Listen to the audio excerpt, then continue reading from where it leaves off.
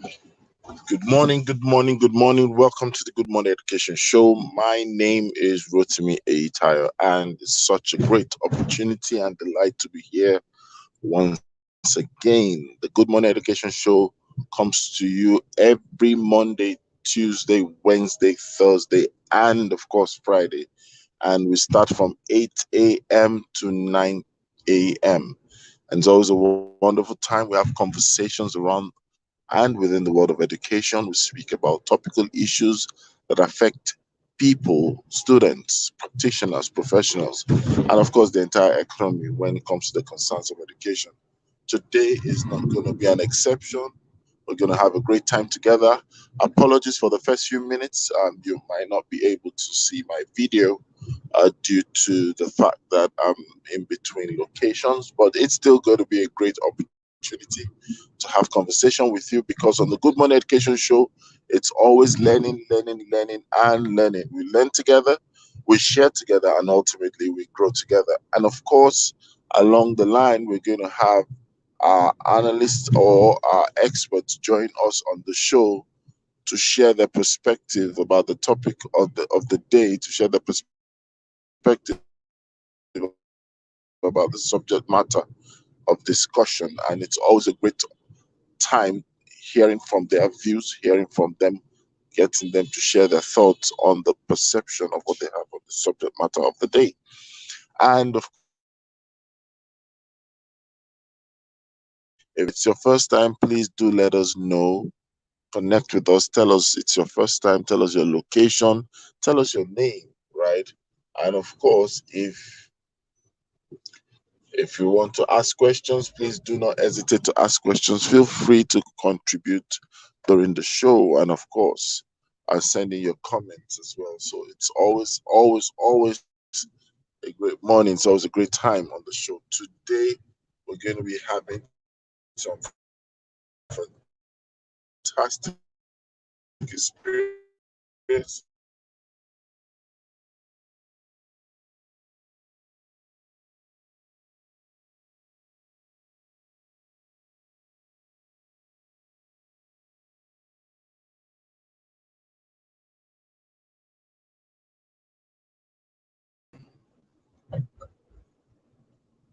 All right. Good morning, Fee. Apologies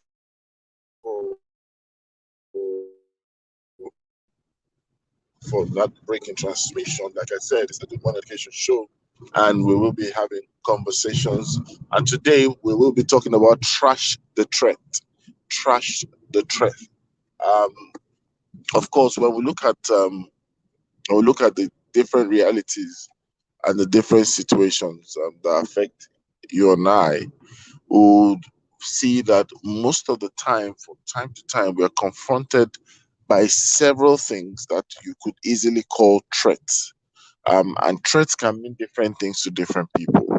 But the very first thing is that we notice that a lot of people get limited because there are threats surrounding them. Threats sometimes can be boundaries they've created for themselves, boundaries that has been created by other people.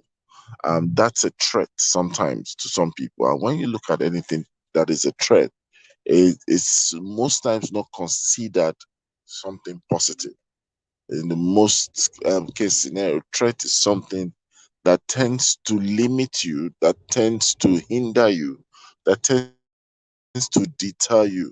And so when you're talking about threats, the most important thing to deal with threats or to do with threats is to deal with it concisely, and that will help you position yourself not to be a victim of your threat.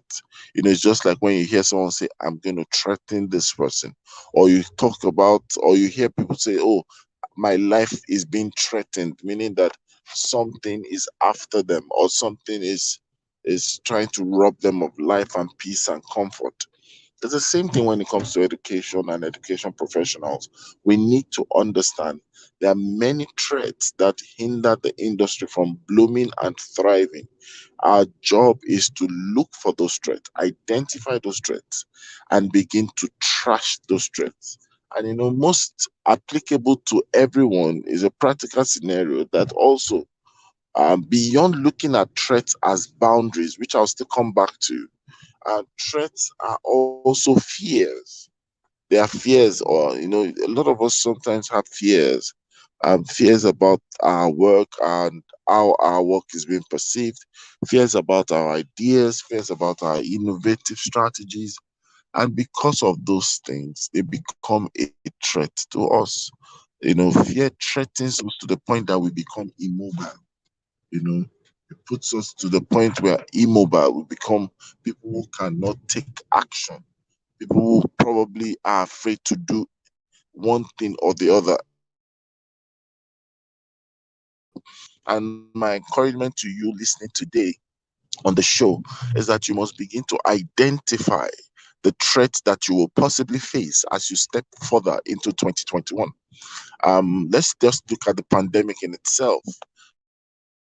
The trend in society sometimes can be a threat, trending, but it's a threat. Sometimes the way things evolve, you must pay attention to how it affects you as a professional, or what it outplays as you being in a particular space. And so really, our show today is going to be very instructive and very reflective, and for as many who believe that, oh, this is what has to happen, we need to get them to realize and recognize that threats are meant to be disposed. And how do you dispose things? You trash them, you starve them. And in some cases, threat to some people is discouragement, or better still, doubt. So I said initially, threats sometimes are boundaries, threats sometimes are fears, threats are sometimes doubt and discouragement. So when you look at it, a lot of people might not have a problem of fear. Some might not have a problem of boundaries that they've created or that has been created. But then you find out that doubt or doubt persists within them, that they do not feel deserving, they do not feel objective, they do not feel confident about what it is that they believe and what it is, that will accept and embrace them. See, one of depletes the quality or the extent of how you invest yourself personally on whatever it is. It also depletes the level of investment you put on something. You see, when people doubt a department, when people doubt a unit, when people doubt a group of workforce, a group of teachers, when people doubt a school, or when parents doubt a school, or whatever it is, you find out that it does a lot of damage. Doubt is a canker. It's something that you must be able to, you know, deal with concisely. Why? Because when doubt persists, it takes away esteem, takes away confidence, takes away many things. And even the one who doubts himself, you see that he or she might not come out with the best of performance, and which sometimes validates the doubt. Unfortunately, it was because something had gone wrong already, and that's really what it is. So remember, as we speak about the topic today, I want you to bear in mind the essence of why we're talking about it. Our topic today, if you're just joining us on the show, is called Trash the Threat. Trash the Threat. And this is Rotimeter. We're streaming from Lagos, Nigeria to West Africa to the entire world. And we'd like to totally apologize for the video not being shown at the moment, due to movement in between locations. We'll not be able to share video. However, I believe that the content and the experience of the day is show as we have conversation on the matter of today. But don't go away. I will be right back. As I just get you a short All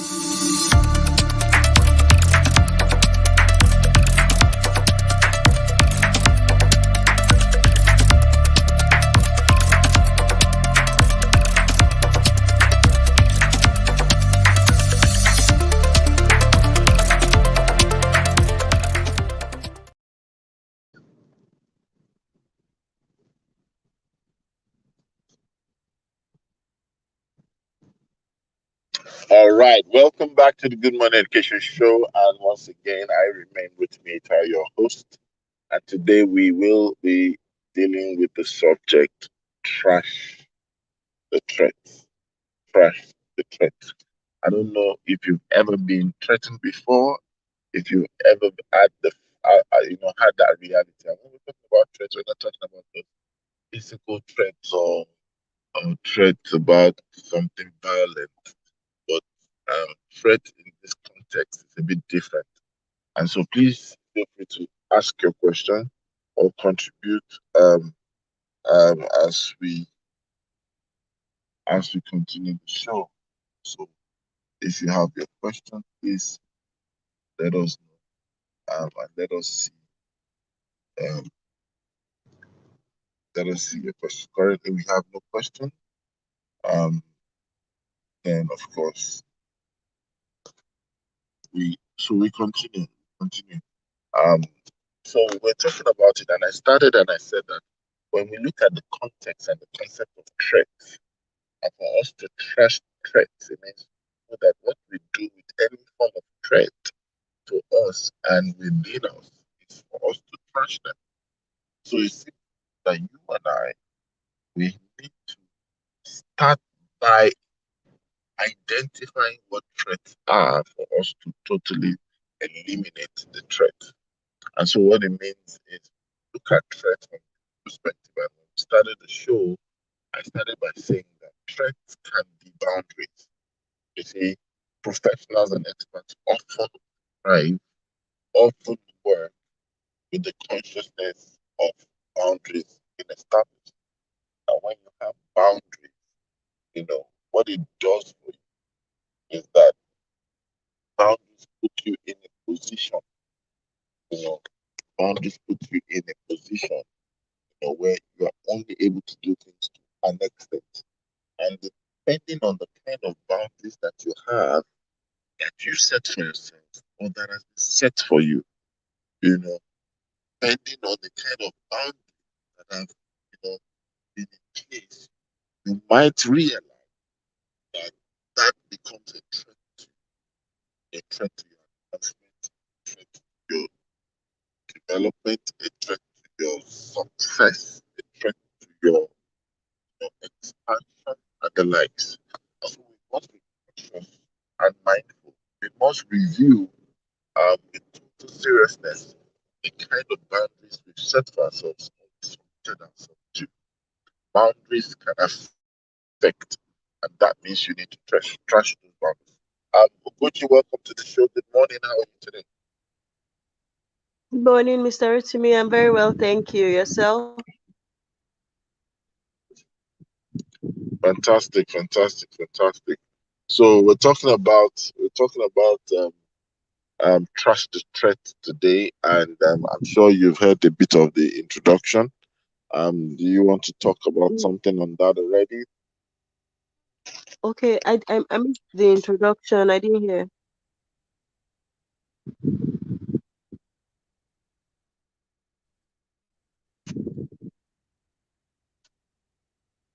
Hello, you said? I missed the introduction.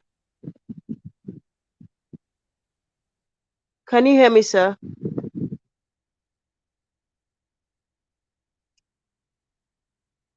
Can you hear me?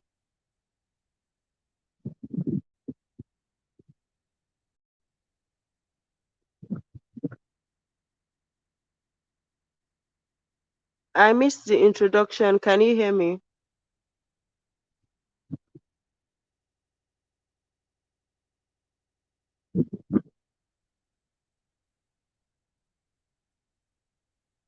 I think there's something wrong with the.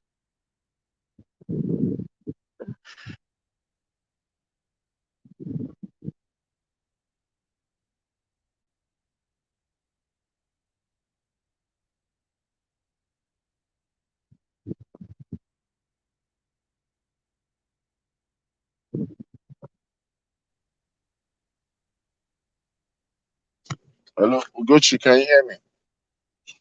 I can hear you now. I think I lost you for a bit. Can you hear me now?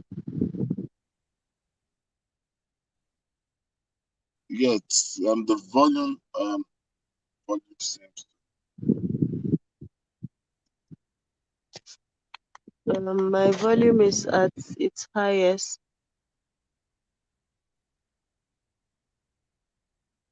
Can you hear me well?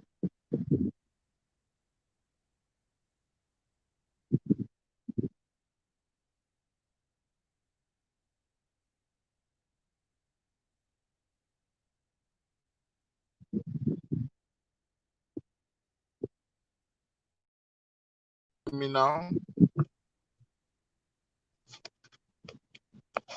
Ugochi. Yes, sir. Fantastic, it's clear now. Fantastic. Welcome to the show, and we are talking about trash the threat or trashing the threat, right? I don't know if you heard my introductions. Did you get to hear the introduction? No, I didn't. Okay, so basically, I just kind of introduced the fact that we are always faced with threats, and threats mean different things to different people. And today, the context of what we mean by threat, I was trying to show them that it's something that can actually affect or tend to cause limitation of some sort to the professional and the expert. And so I said that sometimes threat can be boundaries, or look at the boundaries that we have for ourselves, or the boundaries we submit to, or the boundaries that have been placed on us. They can be a threat to us, they can limit us, they Yeah. can limit our growth and expansion. That's a threat. And then sometimes fear is a threat, you know because you look at Mm. it, the thing that fear does is it immobilizes experts and professionals, right? So what that does is that it is something that if one is not careful will limit someone's growth, will limit someone's advancement, and so people must identify the threats they likely would face, the threats that they have, and then seek to do something about this threat. Do you understand? And I also said that Yes. another thing that I've come to realize is that doubt sometimes is also a threat element. Now, when you look at all these things, you doubt yourself, you doubt your worth, you doubt your expertise, you doubt your results, you doubt your competence, you doubt your knowledge, you doubt your market and industry. It can affect your input, it can affect your growth, it can affect a lot of things. When you begin to look at each Yes. of these, you'll find out that what you're meant to do with them is not to nurse them, it's not to complain about them, it's not to feel sad about them, but really the introductory part of it. So I want to hear it from you, from the angle of you defining threats, but at the same time, how do we get people to begin to deal with threats appropriately? You know, Okay, so I'll say that in my own opinion, or using my own words, threat is anything that puts you at risk in any area of your life. And so, how would you manage it? So, you've already mentioned how threats can show up in the work that we do and in our desire for growth. One of the things I would just say in terms of managing threats is we must understand that no matter what we do in this life, there are going to be threats. So once yeah, we know that this is something that is almost like a constant in life, it helps us not to get paralyzed, or go into shock when we begin to experience them or see them. Once you accept that threats are bound to happen, there are things that happen in life.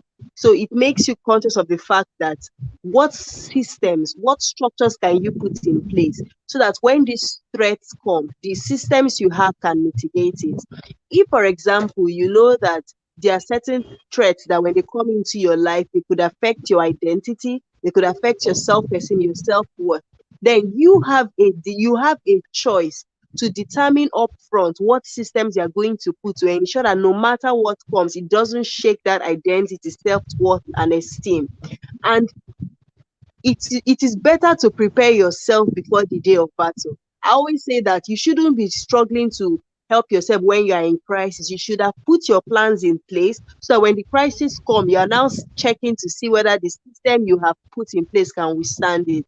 So in terms of identity, self-esteem, and self-worth, then you have to begin to build up yourself with the kind of knowledge that you are curating for yourself, with your spirituality, with your confession, things you say about yourself. Because once you have a strong self identity, and you have your internal monologue is positive, because again, what kills a lot of people when it comes to identity and esteem is what they are even saying to themselves. So if there's a lot of negative self-talk within themselves, even before somebody brings their own negative self-talk, you have already killed yourself. So once your internal monologue is also positive, what now happens is, even when those kinds of threats to your identity, esteem, and worth come, because you have built yourself to a level, it doesn't take you out. There are some people that once a little breeze blows against their self esteem, identity, and all that, they totally come down crashing because they didn't even build any edifice in the first place. So and this is just an example of one kind of threat. So depending on the threat that you are exposed to, and you know that you are likely to encounter, you must have a system that would mitigate it, or that would reduce its effect. Now, as you have your system, when you notice that some parts of your system are shaking, they are not as effective as they are supposed to be, then you review. Nothing is cast in stone here. You review and then see, okay, so this part did not work out well when this threat came about. How can we improve against a future occurrence? Do you see what I mean? So the first thing is coming to the acceptance that threats are normal, they are going to always exist. Then the next is deciding the structures you are going to put in place to ensure that when these threats come, you are able to withstand and mitigate it. And then of course you've got to also assess how you performed when the threats came. Was a part of did your system hold up well, or was there a part that shook and crumbled? How can you put things in place to ensure that your system always stands? Yes, so that's just what I have to say in that regard. Fantastic. Thank you very much. You really kind of put those scenarios out there. But I would like us to the topic. How do we trash, for example, disappointment, depression? How do we trash doubt when these things become a threat to us? Do you understand? How do we trash them? These examples you have just mentioned are things that actually affect our identity, our esteem, and our worth. And like I mentioned earlier, it's you don't prepare for war on the day of battle. You should have started making the effort from the beginning, preparing yourself. Because the truth is, if we want to be honest, we would know that at some point in our life, we're going to feel like maybe we're not good enough. Maybe the work we're stepping into is a new environment. Maybe we don't know enough. We don't have enough resources or much. So there are many things that can cause that. So how can we mitigate? Sometimes what you need to mitigate doubt might just be going to get knowledge. So when you equip yourself with more knowledge on an issue, you become a subject matter expert. So you are not doubting your expertise or your competence, because you know that you've got the skill. Now, if we want to talk about it from the angle of depression, then you get professional help. Thankfully, we're now in an era where people can talk about mental health without feeling ashamed, or feeling like they are running mad, or feeling that people are going to stigmatize them. Then you get professional help. There is nothing wrong with speaking to a therapist, a mental health professional, and getting yourself sorted so that you are mentally strong for the work ahead. It's not enough for you to have physical strength. You must have mental strength for the work you're supposed to do. Because if you have physical strength and your mental strength is not able to carry you, then you wouldn't do much. So it's really important. So now let's now also try to radar this beyond, and it's still the same framework, but I want us to still speak about it because it's a personalized experience. When people now look at it from Now, threats becoming internal or external. So some of the things, you mentioned, so for example, the one of identity. We can look at it and say, okay, truly it resonates with people because it's internal. But when we now begin to talk about external threats, how do people prepare for that? How do people mitigate external threats, especially when it's threats based on industry change, when it's threats based on based on industry change, based on society change, based on also the fact that some things are not happening as they should happen and they are not necessarily under our control. How do we get people to trash those kind of threats? So for external threats, the first thing to do is once you notice that there is an external threat, you've got to analyze it and ask yourself, what exactly is the issue here? What exactly is the problem here? And then ask yourself, what are the alternatives? What are the options to manage this? So say, for example, an external threat can be a boss that does not like you, or a legislation that has come up to change the dynamics of your business. So maybe, for example, you used to run a school where you were giving food to the children, and now because of COVID, maybe there is a legislation in the country that you can no longer give food. Every child should come with their own food from home, and maybe for you, that food was one of the things that brought some income into the school business. You've got to ask yourself, so this is a law of the country, it is out of your control. What is in your own control? What can you do? If the major reason for giving that food was because of the financial monetary benefits that come to your business, that means that is actually what you need. So what else can you do in your school business to ensure that you do not lose that source of revenue? How else can you improvise? What other value added services can you give? Now, if maybe something, for example, COVID happened and a lot of people do not have technological know-how, and so they felt, oh my God, this is going to get me, I'm going to be out of a job, I don't know how to do the work. You identify, okay, so the reason this is a threat to me is because I do not have the required knowledge, skill, and expertise. So what can I do? It's either I go and upskill, or I look for another job, because there are other jobs that may not necessarily need all the level of tech that the one. So you have to ask yourself the options, because it is when you are able to identify what the options are, the alternatives, then you begin to say, okay, which one is more suitable here? Now, I'm even going to take it to knowing again where you are more oil, knowing where you are more grace. Because now, as you begin to identify what your options, what the alternatives are, you're able to say, which one can I do easily? Which one can I achieve quickly within the shortest possible time? And how can I do that? And then you identify them across the areas of your strength and you get to work. So many times people feel powerless against external threats. The goal when you have external threats is to ask yourself, what are the things within my own locus of control? And how can I maximize it in the highest possible way?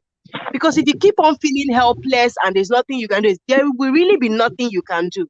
But if you identify and see the ones within your locus of control and you get on it and begin to use them as much as you can, you will see that you still have some ability to manage it within your own limited capacity. Yeah, so that's what will really help in terms of mitigating external threats. Yeah, and another thing that people need to realize is that when it comes to threats, and then we're looking at external threats, especially the first thing not to do is to not just get into that feeling helpless. And if at all you do feel helpless, you mustn't stay helpless, because I've noticed that a lot of people always wait for an external trigger or an external intervention, and those things are not promised. You must understand that even with external threats, there are things that you can take responsibility for. You can take steps to change the tide. Sometimes when you create a higher threat to the current threats, because you are the one that is creating that threat, it produces value for you. It creates value to you, and it helps you to be able to get, to deal with things concisively. And at the end of the day, you are advancing all the same. So that's a very critical element that people must realize as they work towards dealing with the things that confront them, right? So Yes. another thing that I want us to deal with is you've mentioned some things around it, but let's make it a bit more peculiar to our location geographically. You know, there are certain peculiar traits that really um, we must also understand. They don't appear as threats, but if you look at it in the real perspective, they kind of appear to be threats. Uneven development or uneven expertise. Let's talk about that a bit. Uneven development. Yeah, uneven development, uneven expertise. Let me give you an example. In some cases, when you look at the same profession and you look at the same sector, you find out that the realities differ in some cases. The reality differs. So, Lagos, you find out that there are a lot of programs. In some other parts of Yes. Nigeria, you might not find the same quantity. You know, in those locations. So, that uneven development and sometimes unspread expertise. Sometimes people are always asking, safety chick, when will you be coming to Abuja? When will you be coming to? When will you do this in Warri? When will you do this in? You understand? And Yes. really, in a way, it's some form of threat.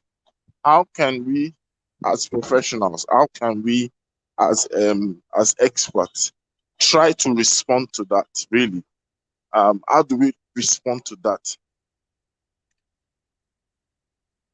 Well, I would say that the use of technology has made it a little easier, because now you don't have to think of all the logistics of physically going to that location, getting a hall and organizing everything, because when you get the audience together, you can still deliver the training sessions online. But I even want to speak to it more from the angle of the recipients of the message themselves. When you are in any career, in any profession, you shouldn't always use your benchmark to just be your immediate community and environment. You should benchmark yourself against national standards and international standards, so that helps you to keep on striving to be the best, to do well at what you are doing. If you restrict your growth to only what is within your environment, you would see that you are shortchanging yourself.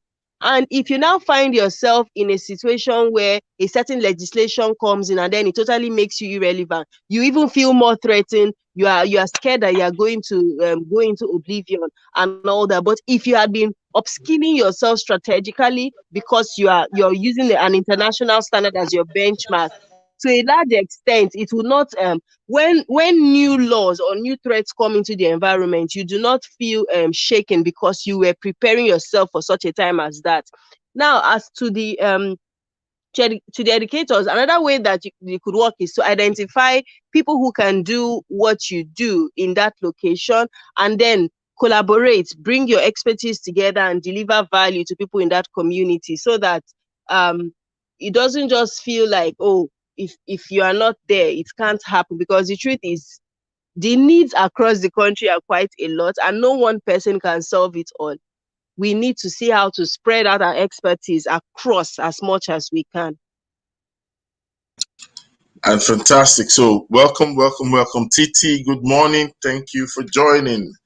And we have Titi in the studios. Ladies and gentlemen, Titi, welcome to the show. Welcome. Thank you. Good morning. Good morning, everyone. Good morning. Good morning. Good morning. Welcome to the Good Morning Education Show. Sorry for being late. But I see that I've been listening, and I think you and Safety Chick have done justice. Thank you, Your Excellency. I don't know if there's anything to add. There's always something to add. There's always something to add. So I know that when we talk about trashing your threats, Titi, you need to just chip in something for those that to us today. What they need to do to their threats, and their threats could be internal, could be external. What that as well. I think I'll piggyback to a bit of what Safety Chick has already said. I think it would be foolhardy of anyone not to prepare for threats. I think that's the first thing I would start by saying. In everything in life, you have to kind of have that mindset. And I think, safety people agree with me. Coming from a safety angle, that's that's really what safety is all about. Safety is that things can go wrong. And because things can go wrong, you've already planned for them. And all this, when you do all these fire drills, the fire drill is the fact that there can be a fire. So you've looked at it, you plan for it, and you continue putting people in that mindset to be ready for it. So that when it happens, there's a higher likelihood that they'll be able to just kick in. And I think that's what I would tell people, this morning as they listen. I think you should plan for threats. I think you should plan that things can go wrong. The problem with the average Nigerian that I see is always a Olaumaje, God forbid kind of situation. So we never want to plan. We don't want to plan because we feel as if when we are planning, it means that thing will happen. But what we don't understand is that when you have that mindset of being prepared, it just does something different. A lot of people during the COVID were how will I say, they were frozen in time. Meanwhile, time was moving. They didn't do anything because they kept on saying school will open, school will open. No, let's just wait, school will open. Meanwhile, some people started doing something, but they're like, no, school will soon open. We will go to physical school. One whole term passed. And so what my own thought is how plan. You need to plan for the risk. And as I say that, I will put it in so many ways. Are you, married? Do you have children? Do you have a will? When you have a will, you're not saying that you're going to die. When you're just saying that if this risk comes to pass, then my family is safeguarded. Does your school do pension, but you've not even gone to change your next of kin? Because you don't want to think about that. What if maybe she will see the money and want to kill me? I remember, so there's a thing. Yes, it's our mindset.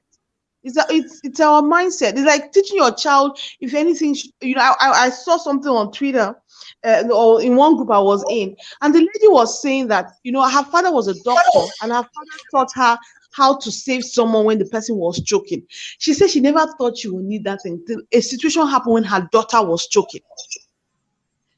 But if they said, no, it will not happen. No, it's the same thing about when you're a parent and we say, go for all these mental health seminars and conferences. They say, no, it cannot happen to me. But you know what? If you don't have that state where you are prepared, you would not see the signs and you would not know what to do, what steps to take. So as anyone is listening to me, what I'm saying is prepare for threats. Go and school yourself. Go and plan, because when you do that, you are better off than the person that has not planned. When the threat does come, you'll be able to kick in. You'll be able to remember, what's that thing they taught me? What's that thing they said that this can happen? So I would say to everyone, every school owner, every educator, every business owner, plan for threats. What if government brings out a policy that completely changes all this? What would you do? Once you plan, your mindset, once you plan for the threat, you are 50% to 80% likely to overcome than someone that didn't plan at all. Because that initial being frozen, that initial being a state of disbelief, because you've been grooming yourself, it's easier for things to kick in. It's the same thing when you've done a lot of fire drills. Immediately, it really then happens, you just know what to do. You now say, we've been doing this thing now. Okay, everybody move towards this thing. Let's count, do head count. All that thing just kicks in. So that's what I would say. Look at your life, either as a teacher, a school owner, and plan. What are write a list. We call it risk management. You come up with all the risk, all the things that can go wrong, and say, what do you need to put in place in case any of these threats, any of this risk comes to life? Thank you. Fantastic. Thank you so much. There you have it, ladies and gentlemen, and educators out there across the world. You've heard it, that we must plan for risk. We must not look at the outcomes of the risk as our reality, but our preparedness really equips us to handle the realities eventually. And that's quite profound from Titi. So as we go further in the conversation of the day, we would like to remind you, if you have questions, please do let us know. Send in your questions. If you want to contribute, do not hesitate to contribute. And of course, those of us watching right now, please tell us where you're connecting from, tell us your location, and let us have a conversation with you together today. Fantastic experience. Good morning, Good morning, Olushon. Yeah. Rotimi, you know what? I just wanted to drop this. I remember last year, it was last year, I was talking to a school owner, and I wasn't telling her something about the COVID. So this must have been maybe April, and she kept on saying, no, she's planning for school resume in May. I just said, what if it doesn't? They say, no, the way we are seeing things. I was like, coming from the corporate world, we do all this worst case, it's like when they do economic outlook as well. They do worst case scenario, best case scenario. Do you understand? Halfway scenario. What's the best case scenario? I told her the best case scenario is that in May, truly, schools will open and we'll be back. But the worst case scenario is that it won't. Even by December, I was telling all the school owners I was speaking with that, are you planning for the worst case scenario? The worst case scenario is that we will enter January and physical school will not resume. The best case scenario is that we'll enter January and 100% physical school resume. But there's a mid case. The mid case is that we'll enter and it might be half and half, that rotational thing that they were doing. That is best to plan for all three scenarios. Because once you are prepared, whatever one comes in January, you can immediately kick in the plant. And what happened when January now came? It seemed as if school wasn't going to open in January. But the people that were ready immediately started online. The people that had planned all three scenarios immediately planned because it was already in their plan. So they were able to start online by the 11th. It was those that didn't really plan for all three scenarios, the threats, that now waited to like the 18th or the 23rd to kick off schools. And some were saying, things will get better by January, let's push school to March. But it just shows the wisdom of planning. And we end with the story from the Bible of the 10 virgins. There's a thing of saying that when you go with the oil, you just go with only enough. But you don't plan that there might be a possible delay in the bridegroom coming. So that's where we end with. We must always plan. There's a wisdom in planning for delays. There's a wisdom in planning for things will go wrong. There's a wisdom in planning for risk and threats. That's just being wise. Thank you so much for that exposition. And you actually started by saying that there's nothing you have to say. So imagine if you really said there was something for you to say. Thank you, that's Titi.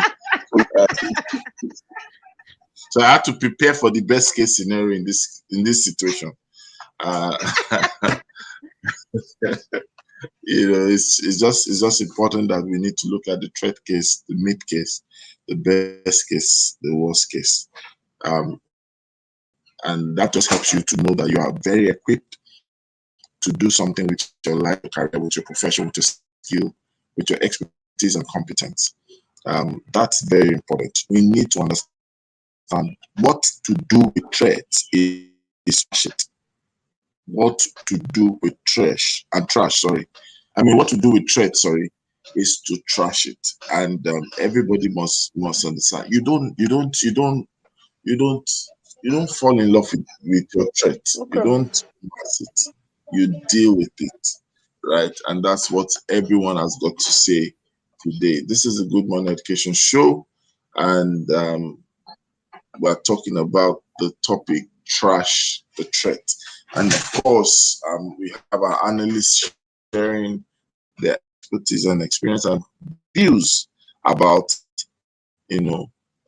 trashing their threat, about threat in itself. All right, so let's look at another question, right? And this question is like a double-edged question. Right now, we've been told to prepare. We've been told to prepare for threats.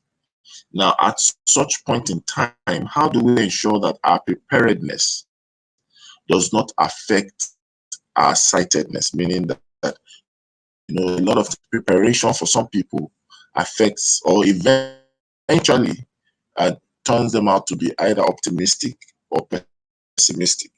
When some people don't expect something out of something already and they are trying to say, let's be real, let me tell you the truth, let's face reality on ground. How do we make sure that there's a mixture of equilibrium, not necessarily balance, but a mixture of equilibrium? Safety check and TT over.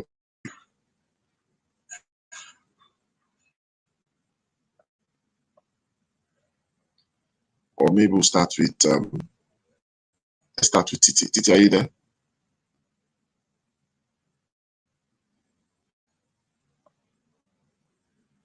TT, can you hear me? Yes, I can hear you. I was just letting safety check start. Okay, safety check. Then over to you. Safety check. Could you answer?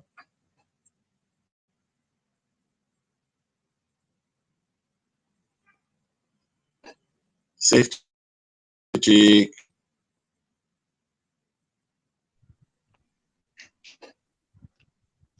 Okay, maybe she's not there. I think it comes with being able to realistically plan and not comes with practice. I'm not sure that there's any other way I can see that. You know how it is. There's just something about practice and experience.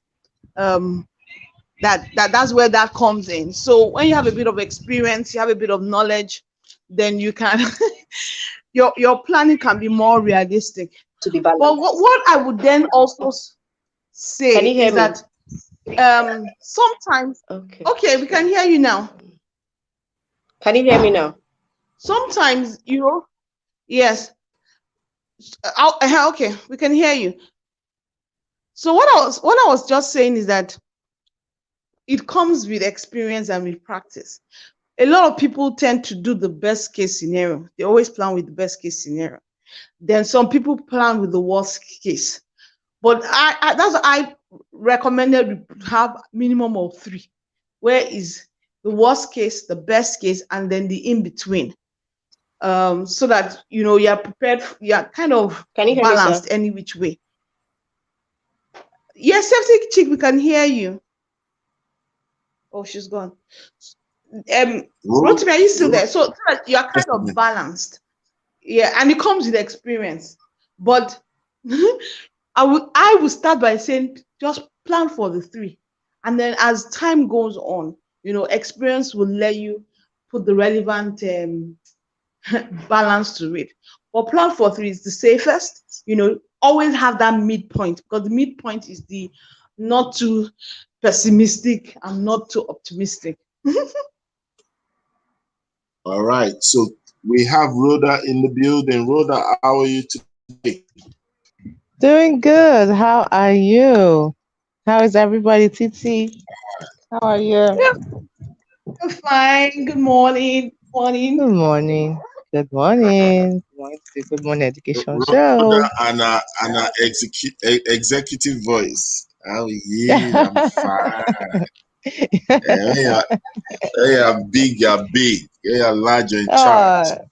Hey, Mr. Itayo. Mr. Itayo.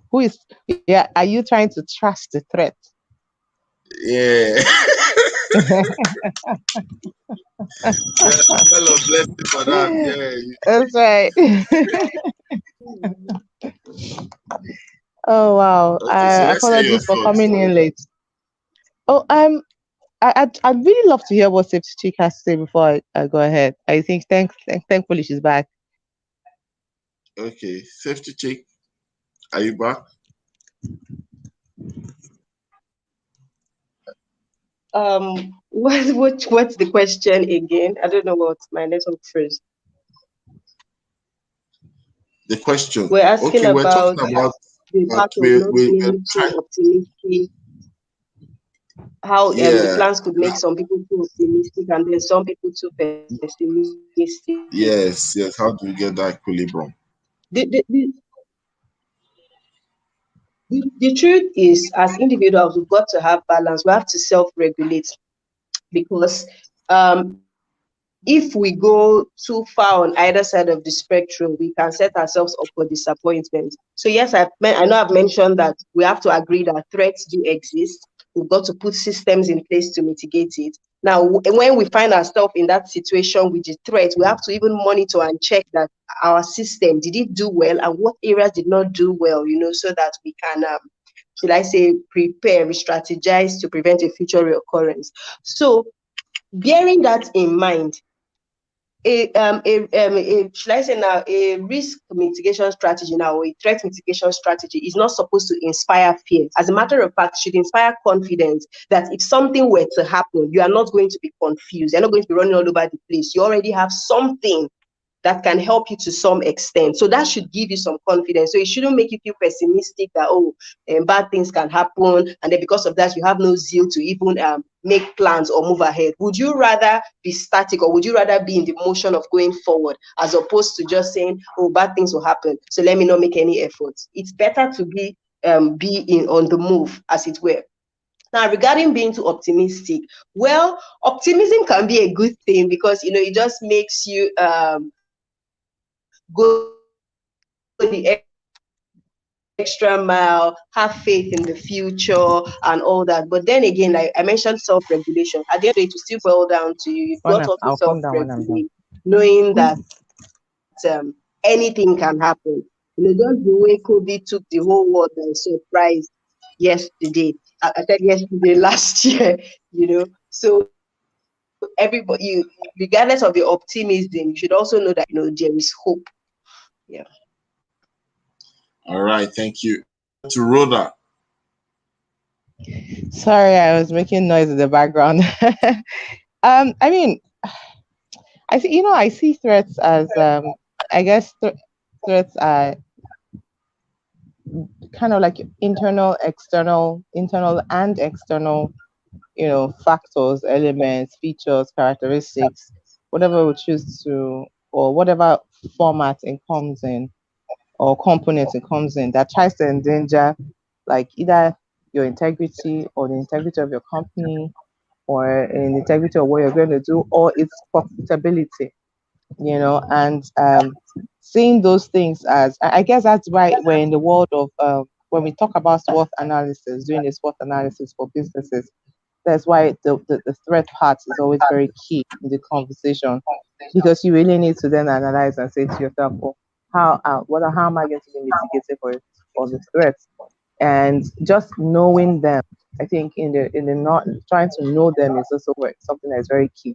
So in the knowledge of the threats is something that even I had to learn over time. Like, what are my threats? What are the things that confront me, that endangers what I'm going to do, either for my integrity or for my profitability? It's always around those two areas.